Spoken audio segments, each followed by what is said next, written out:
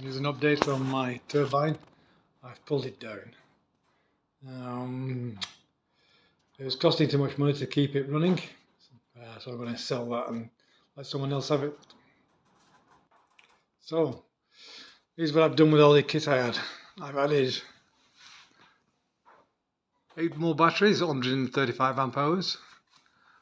I've ganged my old 75 amp hour batteries, so now those equal the same, or more or less 130 amp hours. So I've got 130 amp hour battery at 48 volts. I purchased this guy, really good, works well. Active balancer that balanced all the batteries. Before then, I was having a lot of trouble with this bank, and this bank will not be matched. But once I got the battery balancer, it all sorted itself out, and it's working great now. It's balanced perfect. I've upgraded my BMS to this guy for 60 amp. I had a 30 amp, and it kept cutting out, so I replaced it with the new one. It's almost full at present. This is the controller I was using. This is a 60 amp controller as well. I wouldn't buy one of these. It doesn't kick in for quite a while, so it's very lazy at coming on in the morning.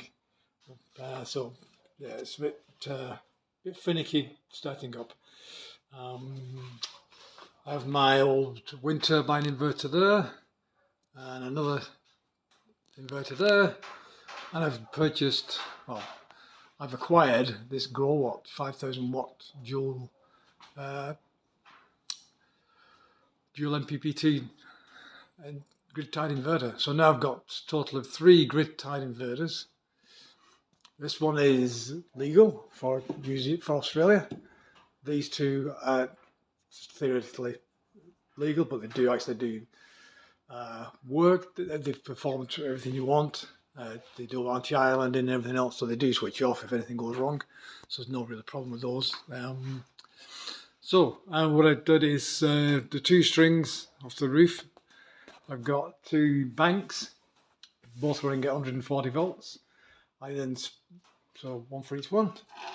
I split those between the 2 systems. So when the battery isn't full, this thing goes into standby mode.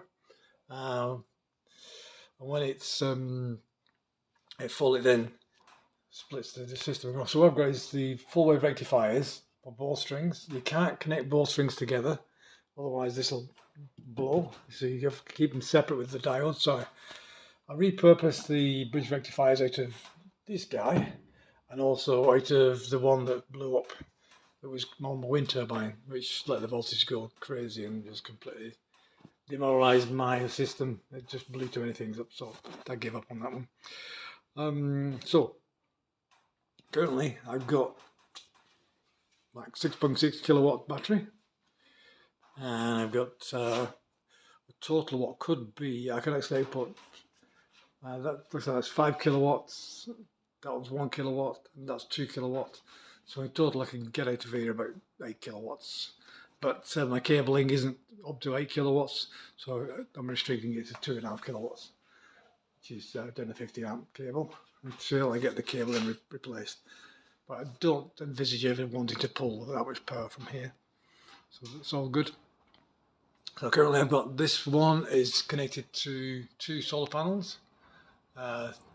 There's only 600 watts. The other one, like I say, is 2.4 kilowatts. This driving this 2 strings at 1.2 kilowatts each.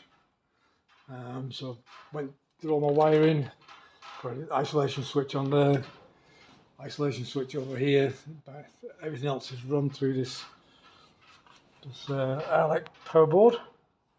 So I have the 2-year controller controlling those. So I have my Raspberry Pi Compute 4 that's driving everything. What I want to highlight here is that when you've got this GrowWatt connected and it's on, these wires that come off the roof actually become live to ground.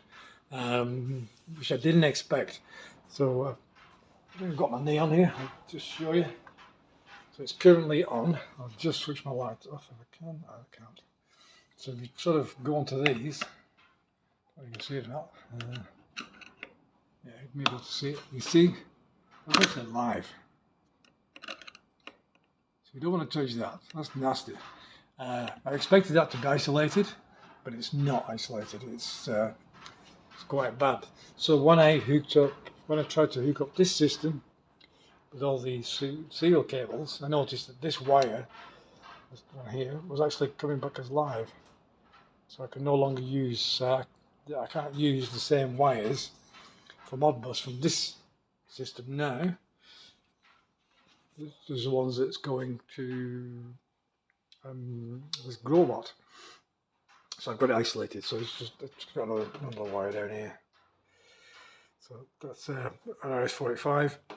So I reverse engineered, if you like, the controller for the Modbus and work out which registers it were. So I've now got all the Modbus registers coming into this, so I can read everything there and get all the graphs up. That's all cool. Move a finger from the microphone. And so that's basically it. So no more wind turbines. It's just too expensive to run them.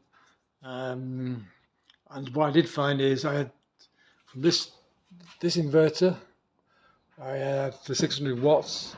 That was producing 4 times as much power as the wind turbine over sort of a 2-month period. So it's like, what's the point? Just pull it down, just run off the batteries. So I'll probably get some more batteries for this one. This one is currently just feeding straight back into the grid. So if I get another 24-watt battery, because the ones I had blew up because of it just couldn't take the turbine. So I'll get some more batteries, I'll replace the other ones, and then I'll have this one as a store as well. So these two will both be grid limited, so these two won't output to the grid, they'll only output to the house if I need the power. So that is basically it.